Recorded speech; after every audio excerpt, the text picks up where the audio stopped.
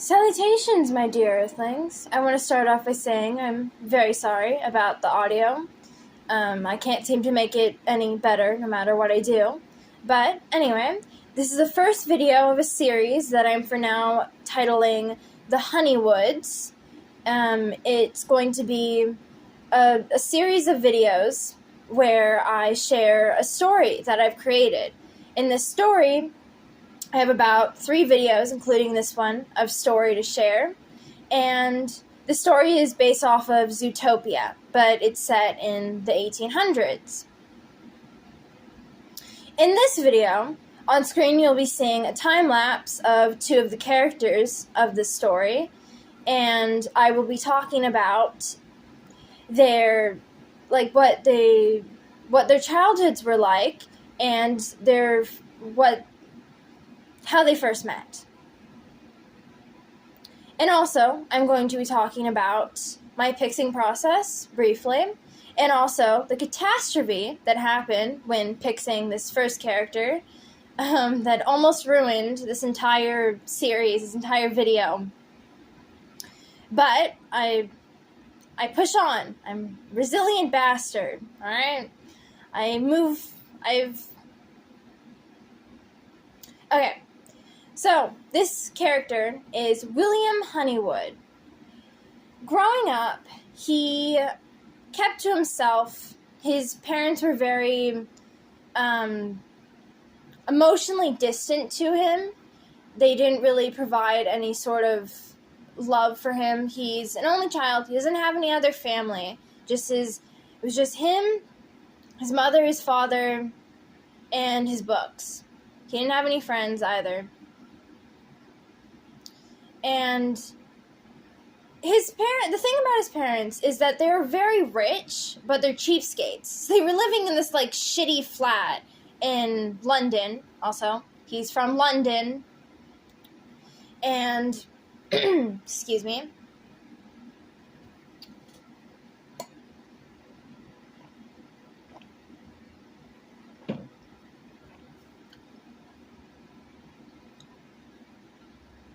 And yeah, they were cheapskates.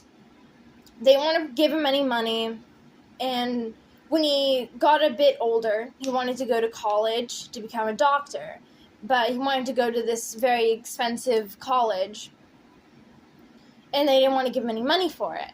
So his solution to this is he killed them. He buried their bodies in the countryside of Britain. He did it without a second thought. He's sort of like a sociopath. He doesn't have empathy for others. All he cares about is himself, pretty much. And he cares about himself and money, pretty much. But, yeah, that's pretty much it for his childhood. Unless I'm maybe forgetting something? No, I don't think so. Okay, this brings us to our second character. Daisy Brown. Formerly Daisy Brown, now Daisy Honeywood. She is a little bunny.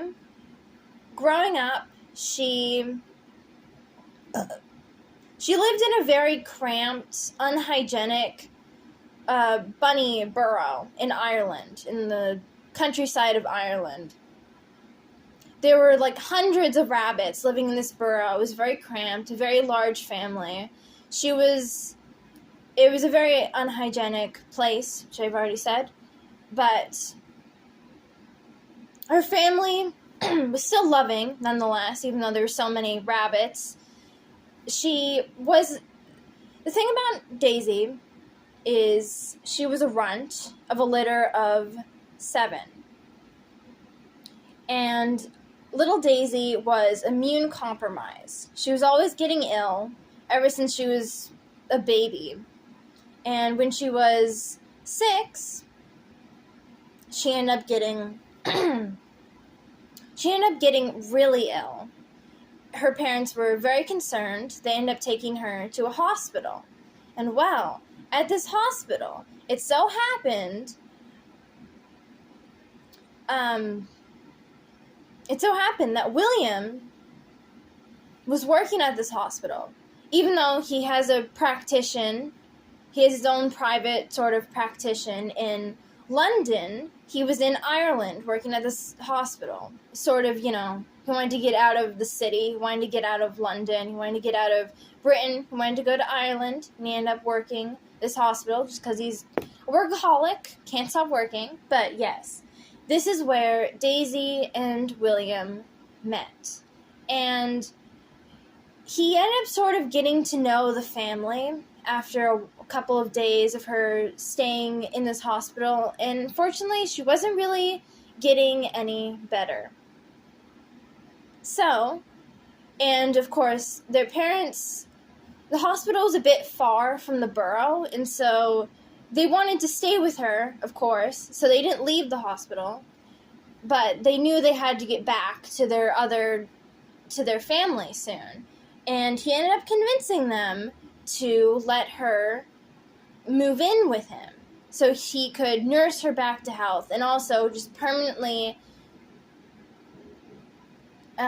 take care of her, pretty much. And they ended up agreeing, of course. And so, yes, William is a predator and he is a pedophile, pretty much. Even though he didn't have sex with her when she was 8 and he was 23. Yeah, by the way. He was 18 when he killed his parents, and he's 23 when he met Daisy.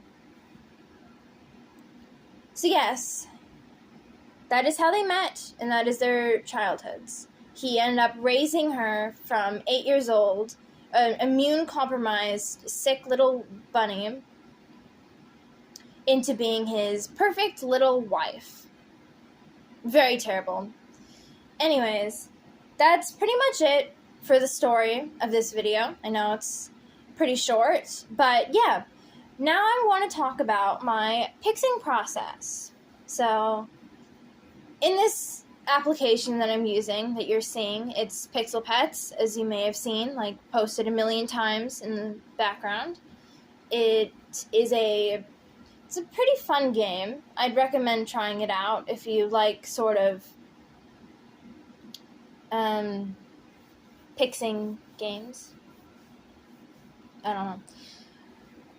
But yes, so I use IBIS Paint X, and for William, I color picked.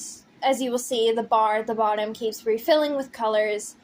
That is because I am taking colors from my reference photo of a gray fox, of a silver fox, and I'm sort of perfectionistic when I'm doing this style that I did on William.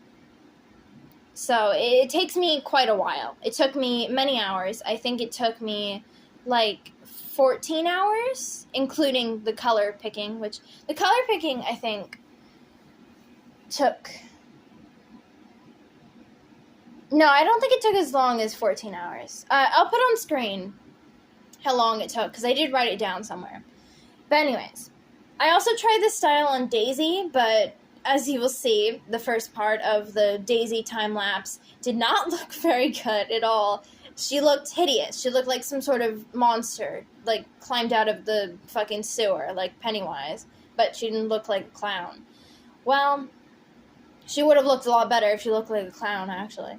But anyways, I ended up doing this more simplistic, low-effort sort of style for Daisy, and she ended up turning out really well.